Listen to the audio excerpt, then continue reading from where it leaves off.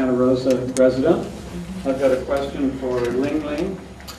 I've been on both sides of the Berlin Wall when it was in place, and it was a really ugly thing. It didn't do anything for the good of the people on either side of the fence, basically. It led to a lot of hard feelings, bad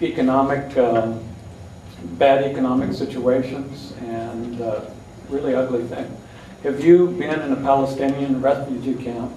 Have you spent time around this wall rather than just reading an article that somebody's written? No, to answer your question, I have never been to Palestine or Israel. I would rather, frankly, I would rather not see a wall built. But again, the cost of 9/11, human and physical cost of 9/11 bombings were just too great. And I have many supporters. I have many supporters who are family who have lost loved ones at the 9/11 attacks. And their wounds so far have not been healed. It's very easy for us here to theorize, but look at the pain of those people who are still crying for their loved ones, and those innocents should not have died. And after the first bombing in '93, at the time, and soon after, I called some congressional aides, warned them, and I said, I don't want further bombings. I don't want any innocent people to die, whether you're U.S. born, foreign born, white and non-white. Lives are too precious.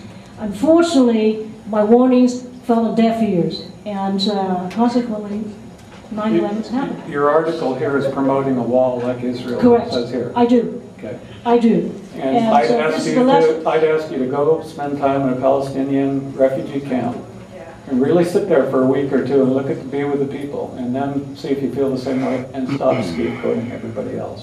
Thank you.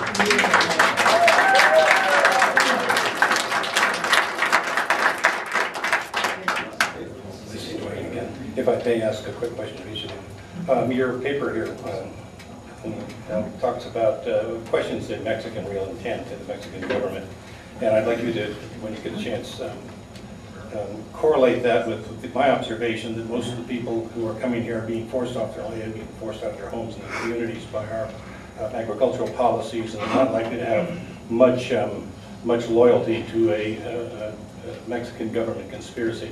And the question I have for Vicky here is,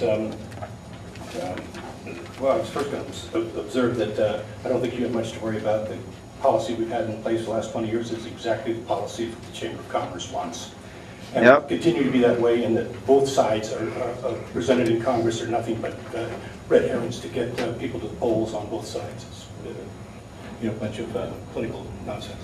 But my question to you is, I'm saying one of the women mentioned that after every war we bring thousands of immigrants here, and considering the news today and the statement of the Pope, where do you think you will be 5 years from now when we're debating whether or not how many Iraqis to bring here?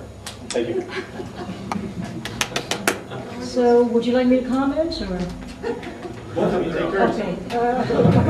Vicky, go first.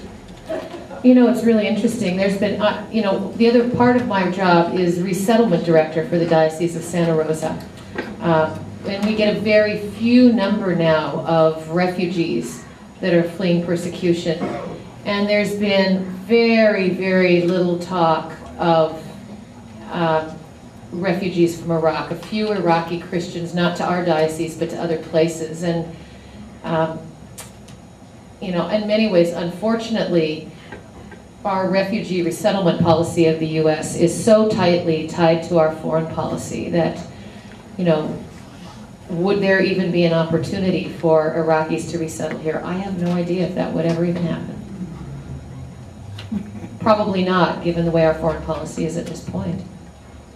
So I don't have an answer for you on that. What's going to happen with Iraqi refugees?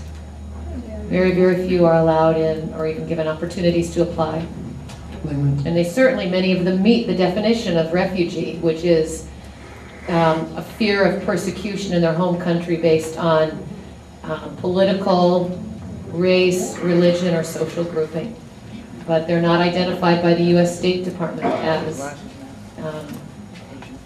as eligible in many cases. Well, the gentleman was asking me to comment on the article I published on February 9th of this year in Harvard Law School's newspaper. The title was "Examine Mexico's Real Intent Before Reforming Immigration." As you know, according to estimates, more than half of the illegal immigrants in the United States came from Mexico. Therefore, I was saying that we should not ignore the political consequences of not amnesty. If you look in recent years, Mexico has actually encouraged illegal migration to the United States. Mexico has fought all U.S. efforts to secure our borders.